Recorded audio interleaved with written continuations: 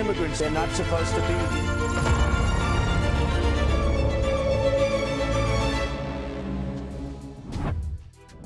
El gobierno de México informó que más de 38,000 migrantes connacionales han sido recibidos en nuestro país desde el regreso de Donald Trump a la Casa Blanca. Más de 20,500 personas en movilidad fueron afiliadas al Instituto Mexicano del Seguro Social por razones humanitarias. La secretaria de Cultura, Claudia Curiel Di Casa, presentó durante la Mañanera del Pueblo los avances del concurso binacional México Canta por la Paz y contra las Adicciones. El director de cine y músico mexicano, Sergio Arau, presentó su próximo filme cinematográfico The Mexican Files en la conferencia de prensa de Palacio Nacional. Yo soy Emerson Segura y esto es TV Migrante Informa.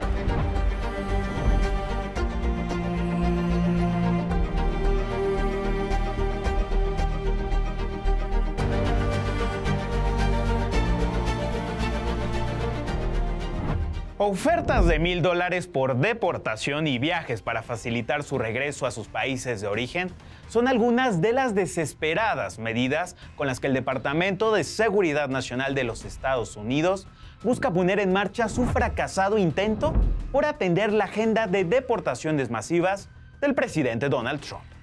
La Agencia Migratoria Federal ha calificado estas como una oportunidad histórica para abandonar los Estados Unidos. La aplicación de estas muestra el desgaste de la retórica republicana y la prioridad de una agenda racista que excluye a la comunidad migrante bajo una etiqueta que criminaliza la movilidad humana y que condiciona el derecho humano a la libertad de residencia. Una nueva ofensiva de odio surgió esta semana con la circulación de un nuevo spot protagonizado por la secretaria de Seguridad Nacional de los Estados Unidos, Kristi Noem, doblado al español, donde exhorta a los migrantes indocumentados a utilizar la aplicación CBP Home precisamente para salir de los Estados Unidos. Esto bajo un tono autoritario que caracteriza las habituales apariciones de Noem en su campaña antimigrante iniciada desde finales de febrero. El contenido de este nuevo spot, que circuló de nuevo en México en redes sociales, advierte sobre la persecución de migrantes y el reforzamiento militar de las fronteras. La publicación del spot se suma a la campaña previa que televisoras mexicanas privadas difundieron durante diversas transmisiones como una forma de infundir temor ante el mensaje de quienes ingresen a Estados Unidos de forma irregular y que serán deportados y no podrán volver a la Unión Americana. Asimismo, esta semana en la Cámara de los Representantes, en una sesión en la Comisión de Asignaciones, Kristi Noem defendió estos spots propagandísticos y negó que hubieran costado $200 millones al erario estadounidense. Asimismo, tuvo un intercambio con diversos legisladores demócratas por ser cuestionada por no respetar el debido proceso en contra de los migrantes. Vamos a escucharlo. I understand that on April 30th, your department awarded an additional $6.7 million to a political consulting company called People Who Think, bringing their total award for this ad to $11.6 million. Your department has also awarded $35.5 million for this ad to a company called Safe American Media. And my understanding is that you used funding originally appropriated for CBP and USCIS for these awards. This sounds like a payout to Republican political consultants to fund ads that do more to tout the president than to secure the border. Through the exact same process as any other ad campaign would be done, absolutely. And I would tell you that it's not $200 million and that President Trump was very clear from the very beginning that he recognized that the fake news in this country was not going to tell the truth of what the work had been done at the border to secure this country. And these ads aren't only playing in the United States, they're playing in other countries where we had the largest invasion. En un intento por evitar los cuestionamientos judiciales de los jueces federales de los Estados Unidos, el gobierno de Donald Trump invocó el privilegio de secretos de Estado en relación al caso de Kilmar Abrego, quien residía en Maryland y que fue deportado por error a la cárcel de máxima seguridad de El Salvador. Así lo dio a conocer la jueza de distrito, Paula Schines. A finales de marzo de este año, el gobierno republicano ya había invocado el secreto de Estado ante el envío de vuelos de deportación con migrantes venezolanos hacia El Salvador, una medida que con el paso de las semanas ha escalado a un conflicto entre las políticas migratorias de Trump y el Poder Judicial de los Estados Unidos, que podría estar derivando en una crisis constitucional en aquel país. Gilmar ha estado encarcelado durante casi 2 meses y su deportación muestra el relieve de un gobierno que, lejos de generar unidad ante los crecientes desafíos globales, se muestra debilitado ante protestas, bloqueos y desbalances provocados por quienes alzan la voz para exigir la liberación de Gilmar Abreu. Mientras la administración trumpista persigue, estigmatiza y busca expulsar migrantes a como dé lugar, la integración de 2 países como México y Estados Unidos continúan. Miles de familias de los 2 lados de la frontera siguen integrándose laboralmente y socialmente. Una dinámica que ha marcado, por ejemplo, Tijuana y San Diego, donde la binacionalidad y el sincretismo identitario están presentes. Sobre este tema, nuestra colega Jesús Cervantes habló con el presidente del Colegio de la Frontera Norte, Víctor Espinosa Valle. Vamos a ver. Sí, Tijuana es una ciudad de inmigrantes desde su nacimiento, como muchas otras ciudades del norte, pero Baja California tiene una característica especial que la distingue de las otras entidades fronterizas de México. Baja California, prácticamente toda su dinámica es fronteriza, aunque hay ciudades como el nuevo municipio de San Quintín o Ensenada que no están en la línea, pero de alguna manera participan en una dinámica fronteriza. Pero además, a diferencia, insisto, de las otras entidades, Baja California colinda con una sola entidad o con un solo estado de Estados Unidos, que es además California, que es la 6ª o 7ª economía del mundo. Entonces, eso, desde luego, desde su nacimiento, ha traído flujos migratorios hacia estas ciudades, particularmente a Tijuana, que está muy cerca de los centros como San Diego, Los Ángeles.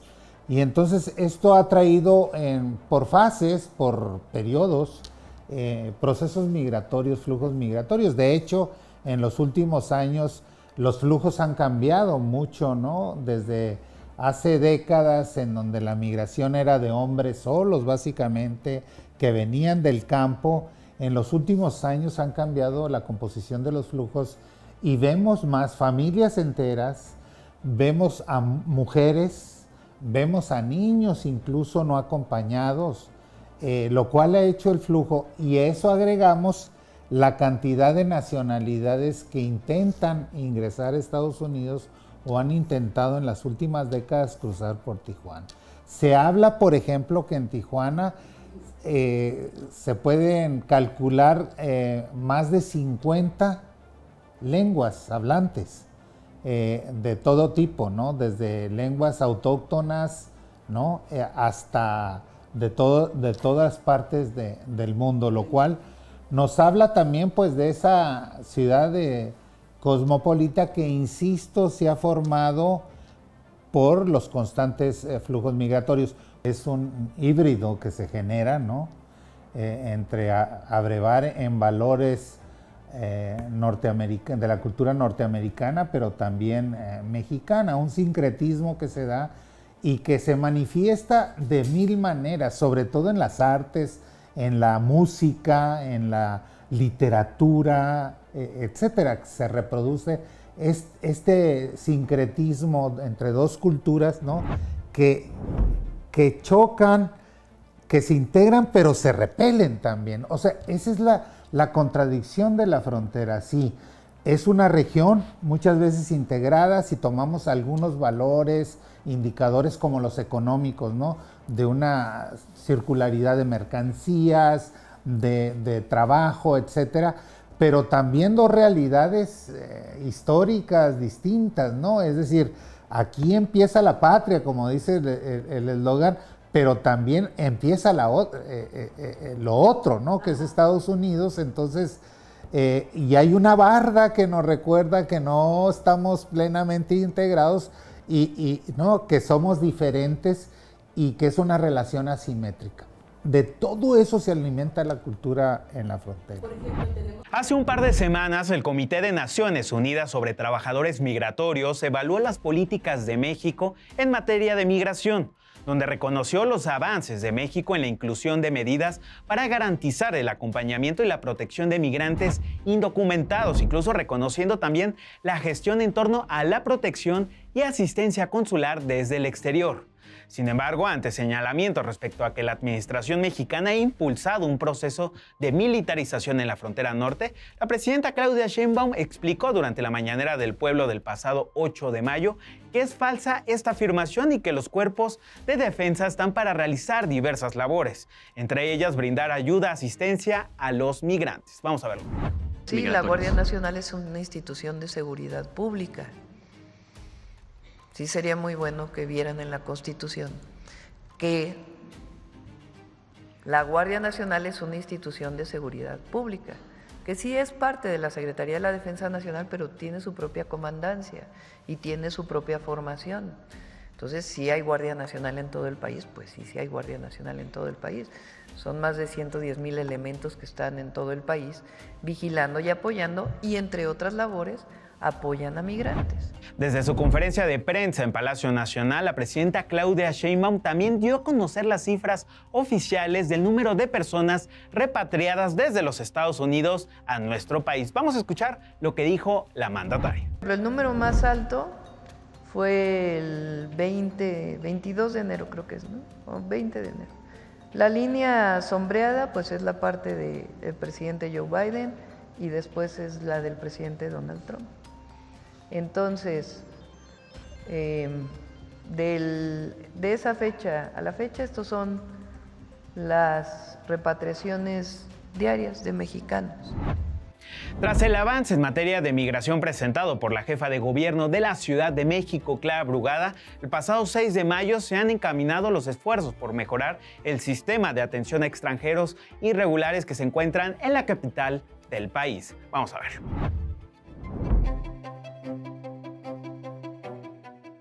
En diciembre de 2024, el gobierno de la Ciudad de México registró 3,000 personas en situación de movilidad viviendo en las calles, en situaciones precarias y de riesgo, ubicadas principalmente en 3 campamentos, uno en Avenida 100 Metros, otro en la Colonia Vallejo y uno más en la Plaza de la Soledad. Replicando los principios del gobierno federal para defender y restituir los derechos de los migrantes que transitan o se quedan en el país, 85% de las personas que se encontraban en campamentos migrantes fueron reubicadas en albergues. A raíz de lo que pasó con el presidente que tomó Donald Trump, nos toca quedarnos. Y en vista de que no podemos regresar, acá gracias a Dios nos han atendido bien y nos han apoyado mucho. También se ha buscado la garantía del derecho de las infancias a la educación, esto sin ningún registro de identidad, así como canalización a personas que buscan regularizar su situación migratoria por vínculo familiar o razones humanitarias. Nuestro objetivo como gobierno es garantizar que nadie viva en exclusión o con discriminación y que no se vive en la calle. También se instaló una mesa permanente con la Secretaría de Salud, IMSS Bienestar y Médicos Sin Fronteras para atender casos de urgencias que surgen en campamentos y albergues. Mientras que el subsistema Pilares recibe a la población migrante para disfrutar de sus actividades y el programa Colibrí Viajero les proporciona visitas a centros recreativos, además de acciones de vinculación laboral. Bueno, yo pienso que México es una buena alternativa para trabajar. Pienso que tiene buenos lugares, o sea, buenas cosas para poder trabajar, desempeñarse y laborar y seguir adelante y poder establecerse acá más que todo. Y para seguir hablando de estos temas, me da muchísimo gusto enlazarme con Temístocles Villanueva. Él es comisionado para la atención de la movilidad humana aquí en la Ciudad de México. ¿Qué tal, Temístocles? Bienvenido a TV Migrante Informa. Compártenos un poco de este decálogo presentado junto con la jefa de gobierno, Clara Brugada. Bueno, pues el 18 de diciembre del 2024, en el contexto del Día Internacional de las Personas Migrantes, la jefa de gobierno asumió un decálogo como la estrategia para la atención a la movilidad humana en la Ciudad de México.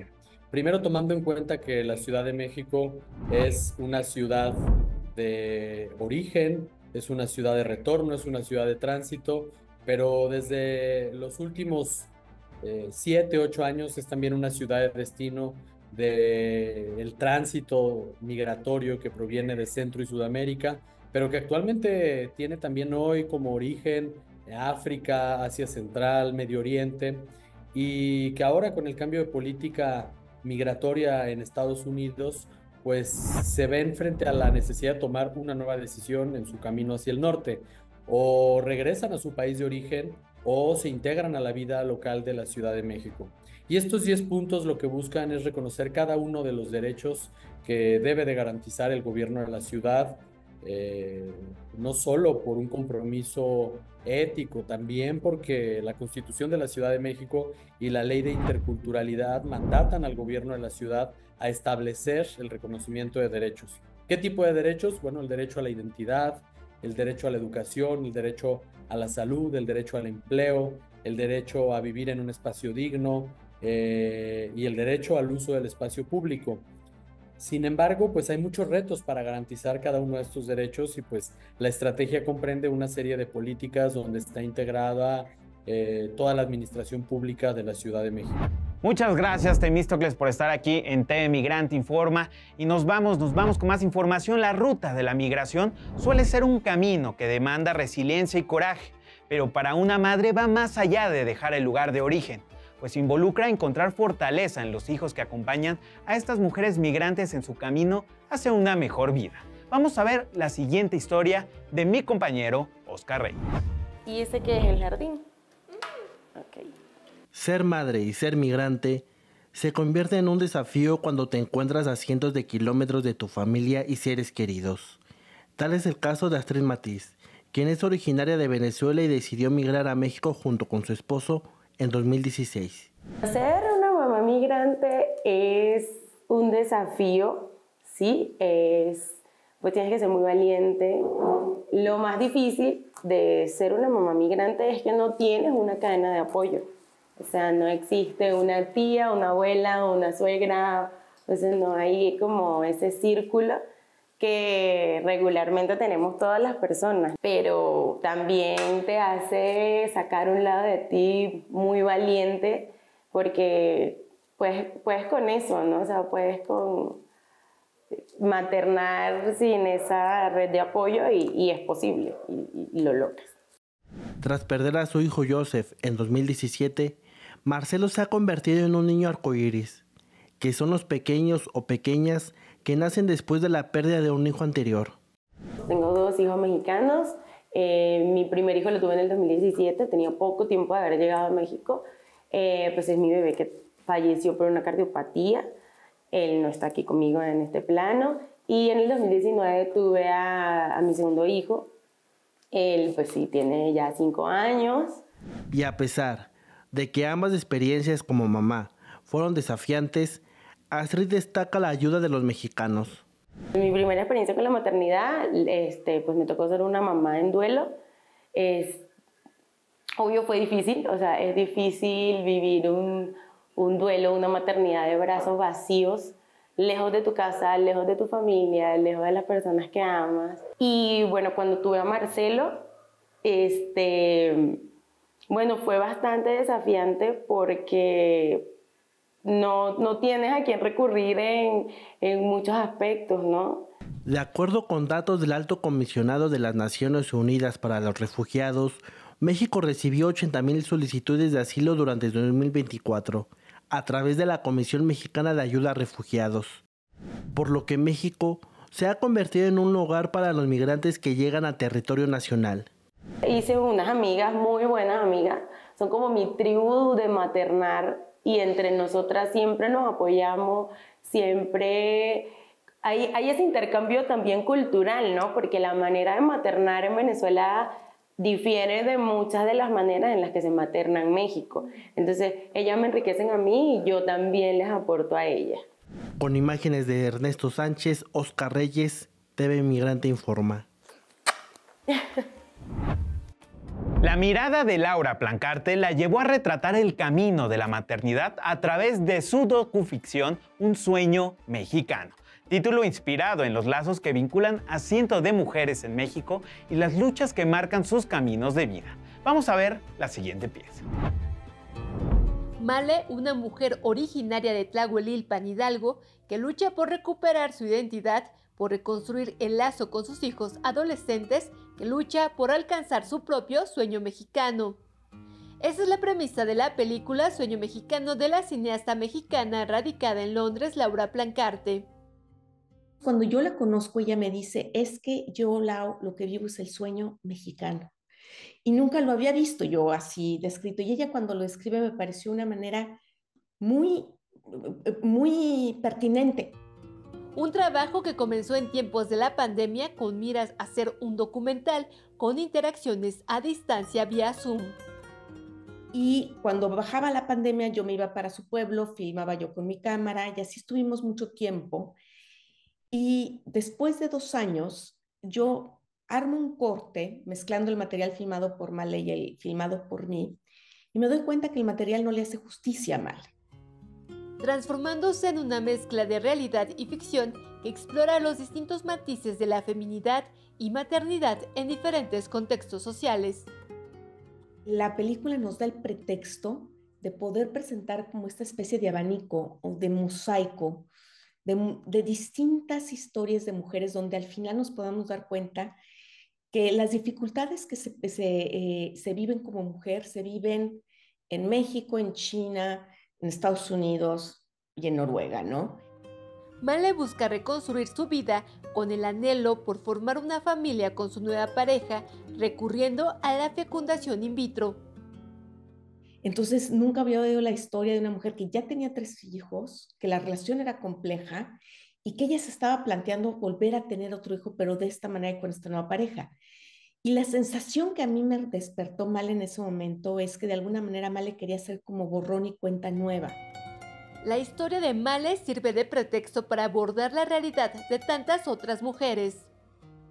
Como en el círculo social de ella, como de las amigas de la jefa de Male, todas estas distintas mujeres que viven contextos y situaciones distintas, pero sin embargo tienen muchas cosas en común. Sueño Mexicano destaca por su estilo, una docuficción donde Malena se interpreta a sí misma, mezclando su vida real con toques de melodrama. Y ella se da cuenta que entonces lo puede tener todo, hacer la película, pero al mismo tiempo proteger a sus hijos, y que sí hay una gran diferencia en que la cámara te cache, porque eso a ti lo que te da es control y te da agencia, y tú decides hasta dónde te muestras. Uno de los aspectos más relevantes de la película es precisamente esa visibilización de que las redes de apoyo y los efectos de la migración. Y eso me interesaba que cruzara, porque creo que lo triste ha sido es que aunque hemos ya ganado muchas luchas las mujeres en el que van las cosas cambiando, que vamos hacia adelante, todavía falta. Dejando claro que el feminismo no ha terminado su lucha. Están aquí. Con información de Illich Paz, TV Migrante. Un nuevo capítulo se sumó en la historia con el nombramiento de Robert Prevost como nuevo líder espiritual de la Iglesia Católica, y que al igual que su antecesor, el Papa Francisco, tiene a los migrantes en el centro de sus causas. Vamos a ver. Habemus Papam.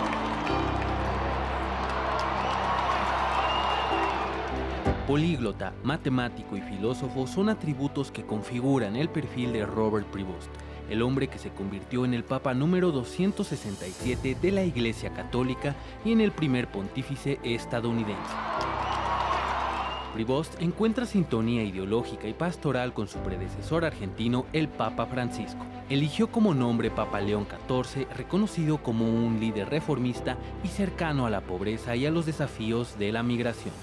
Su filosofía espiritual está encaminada hacia la línea de los agustinos, una orden fundada bajo la figura del teólogo cristiano San Agustín de Hipona, conocido por su empatía y preocupación hacia los migrantes durante sus tiempos. Pese a que Prevost nació en la ciudad de Chicago en 1955, su ascendencia es una mezcla cultural entre los orígenes franco-italianos de su padre y las raíces españolas por parte de su madre, un vínculo que ha mantenido presente durante su trayectoria eclesiástica. A los 26 años, Robert se convirtió en sacerdote, un camino que lo llevó a salir de las fronteras de Estados Unidos para trasladarse a Perú, donde ahora es celebrado. Desde ese momento, Robert desarrollaría gran parte de su labor misionera con comunidades empobrecidas de Latinoamérica. Su trabajo en el país andino lo llevó a ser elegido por el Papa Francisco como obispo de la ciudad de Chiclayo, Perú, cargo que ocupó hasta que fue llamado a Roma en enero de 2025 para asumir la prefectura de la Congregación de los Obispos. Su profundo vínculo con América Latina sugiere en Prevost un perfil más humano y pluralista, abierto al diálogo y lejos de la acorazada figura del conservadurismo estadounidense. Semanas antes de ser electo como sumo pontífice, Robert Prevost compartió publicaciones en redes sociales criticando las posturas del presidente Donald Trump y del vicepresidente J.D. Vance sobre la migración. En 3 ocasiones, el entonces cardenal Robert Francis Prevost criticó la postura de Vance sobre la religión y la deportación de migrantes. También compartió críticas hacia el gobierno de Donald Trump y el presidente de El Salvador, Nayib Bukele, esto por la deportación del residente de Maryland de origen salvadoreño deportado por error al Secot, Gilmar Ábrego. En 2015, Prevost compartió un artículo de opinión del cardenal Dolan en el Washington Post titulado «Cardenal Dolan, ¿por qué la retórica antimigrante de Trump es tan problemática?». Prevost se vincula con una tradición de papas progresistas, convirtiéndolo en una figura clave en la agenda global ante el racismo, las guerras y la segregación de los migrantes y refugiados. A sus 69 años, el nuevo Papa León XIV será la siguiente pieza del tablero internacional que definirá la balanza entre los discursos de odio que resuenan desde la Casa Blanca, aunque solo el tiempo definirá si su camino trasciende hacia la reconciliación y la paz. Sergio Omar Cordero, TV Migrante Informa. La pace sea con tutti voi. Muchas gracias por estar en este programa de TV Migrante Informa. Yo soy Emerson Segura y no se pierda todo nuestro contenido en nuestras redes sociales en @TVMigrante, en la plataforma digital de los medios públicos MX Plus, en Altavoz Radio con sus 13 emisoras en el país y desde luego en TV Migrante. Hasta la próxima.